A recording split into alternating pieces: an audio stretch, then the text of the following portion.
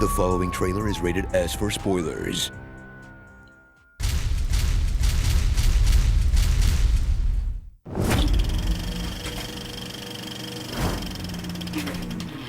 In an entertainment landscape dominated by corporate IP, three filmmakers are fighting to keep cinema alive. Spielberg, Tarantino, and Nolan.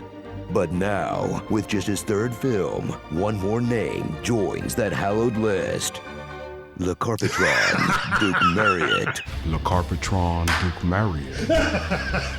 No. Oh my God. Saddle up for an old-fashioned black cowboy UFO movie about black cowboys making UFO movies the old-fashioned way that pulls triple duty as an action-adventure, sci-fi horror,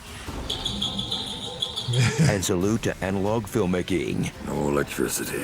On top of Peele's trademark social commentary on how working in Hollywood is like being slowly digested by a giant butthole in the sky.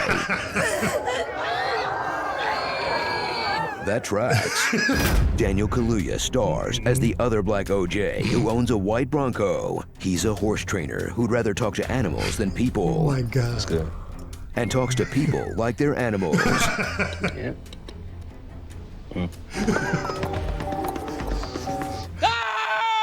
Whoa. His sister Emerald is your classic cloud chaser. I direct, write, produce, act. I do a little singing on the side. And cloud chaser.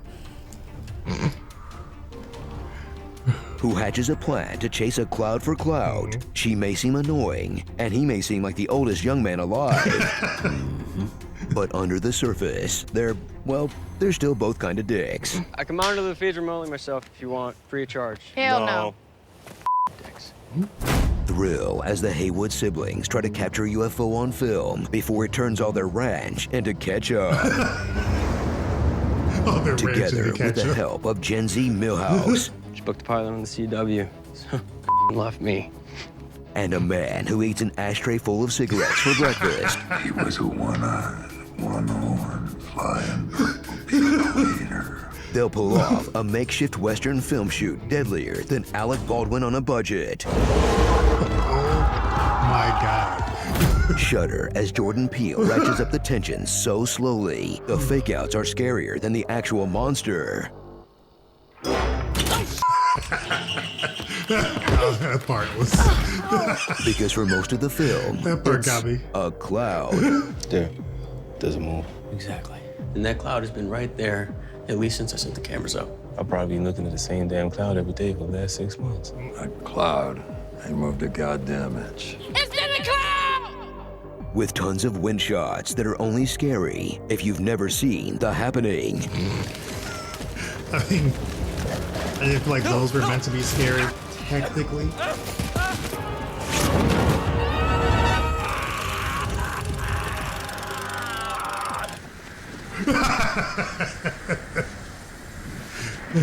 Here it comes! Oh, jeez. But what you don't see is scarier than what you do, especially when your creature looks like, well, the fries that close down in Burbank. Or in its final form, Squidward having a maternity shoot. Will someone please feed me a horse? I'm hungry. Oh, jeez. Stephen Yeun caught a break in 2015. Now it's payback time. He's a child actor who watched his co-stars get beaten to death by a chimpanzee, and that's still not his worst experience in front of a live audience. In this subplot that explores the predatory nature of Hollywood and how most of us are so emotionally stunted, we can only process trauma through old SNL references. Daryl Hammond, Anna Gasteyer, Sherry O'Terry. Scott Wolf is the host, he's me.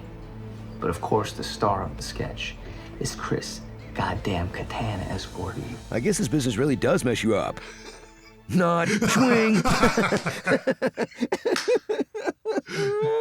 So gaze in awe at a master of the craft absolutely flexing on the audience as Jordan Peele layers in jokes, images, and references that will only really hit when you watch multiple times. Keep our heads up out the clouds on this one. Adds little character details in the background, like Angel mining crypto in his bedroom.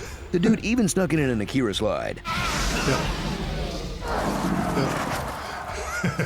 Okay, look, I don't have a joke here or anything. I just think he's great. Now do the thing where people say the movie title out loud. That's funny. Nope. Nope. Nope. Nope.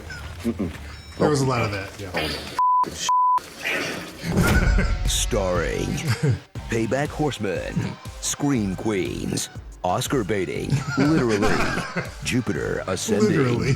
Alien versus Redditor, They Don't Live, No, Satino unfortunately. Morph, Bi-Curious, I hate every ape I was a see, weird character from moment, Chimpan A to Chimp Gordy, and I see what you did there. Hey, go look at my eyes, please. What are we doing here? The little guys with the big eyes.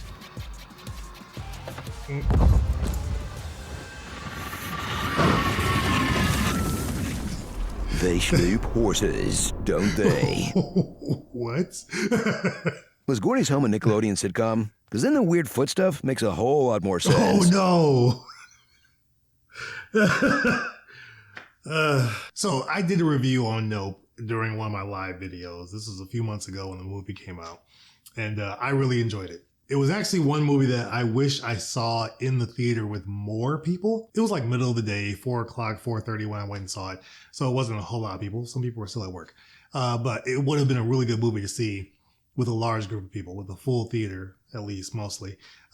It would have been more fun. Because there's a lot of moments in there that you would see, you know, you kind of feel the energy, you feel the vibe from the group of people you're with. And some of the moments in this movie would have really, I don't know, helped my experience with it. I still really enjoyed it, but I wanted more. And I think that's what it was for me. I wanted more from the experience, not the movie. I wanted more from the experience. That's really what it was. But I enjoyed the movie. This honest trailer is a little bit odd because I can't tell if they didn't like the movie necessarily, or if they did, or they like Jordan Peele, but they don't care for the movie all that much. It seemed like a little bit of back and forth. They were kind of ragging on it a little bit more than I expected. Even though they liked the Akira slide on the motorcycle, it seemed like they liked, you know, when you say the title of the movie in the movie, that happens a lot here. But there's one that's mainly like the most notable when he's in the van and he's like, nope. That's the most notable, but they do say it a lot in the movie. But I liked it. I thought it was a really good story. It's a little bit slow in moments, but overall, I enjoyed it. I had fun with it. And again, I'm really surprised that the studio allowed Jordan Peele to make this movie, because it really is taking a big jab at Hollywood and how it treats its actors and stunt, you know, workers and you know, anybody that's not the star.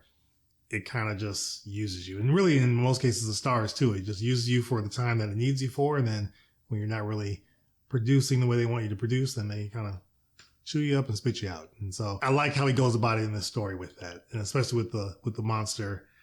Which again, you saw the spoiler already. It's not a flying saucer; it's a monster in the sky. So I like that what Jaws did for water or the ocean, Nope attempts to do for the sky. Not as effective, but I did look at the sky a little bit differently during the day, in a lot of different moments, and at night when it's cloudy.